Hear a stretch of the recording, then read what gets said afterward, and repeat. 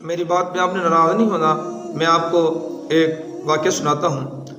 4 بیوقوف ایک مرتبہ جا رہے تھے سفر پہ، آگے دیکھا مسجد کھڑی ہے، چاروں نے ایک ایک کر کے وضو کیا، مسجد کے اندر داخل ہو گئے، ایک امام بن گیا اور ایک نے اذان دے دی اور ایک امام آگے امامت کرا رہا ہے، 3 پیچھے مقتدی کھڑے ہو گئے۔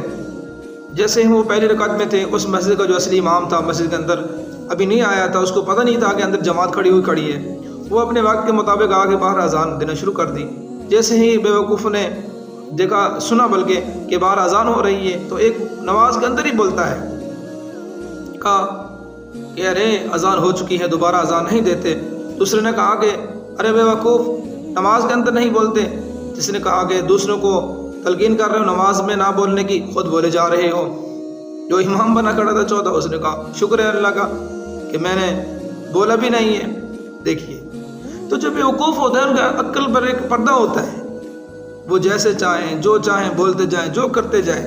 تو میرے دوستو، میں آپ سے گزارش کرتا ہوں کہ اللہ رب العالمین نے آپ کو اگر عقل سلامت دی ہے، اگر اللہ رب العالمین نے آپ کو عقل دیا ہے، تو آپ کو چاہیے پھر وہ بیوقوفی کی طرح ہمیں نماز نہیں پڑھنی چاہیے۔ دوستو بھائیو، تو اللہ رب العالمین کا یہ شکر ادا کرنا چاہیے کہ اللہ رب العالمین نے یہ عقل کی ہمیں سلامتی عطا کی ہے، عقل رب العالمین نے ہمیں سلامت عطا کیا ہے۔ تو کوشش کرنی چاہیے، نماز سیکھنی چاہیے اور سیکھ کر ہی نماز پڑھنی چاہیے۔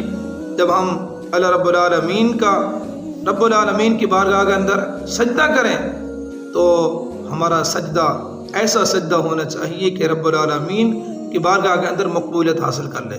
اللہ رب العالمین سے دعا کرتا ہوں باری تعالی ہمیں نماز کے اندر خشوع و خضوع عطا فرمائے اور سنجیدگی کے ساتھ نماز پڑھنے کی توفیق عطا فرمائے۔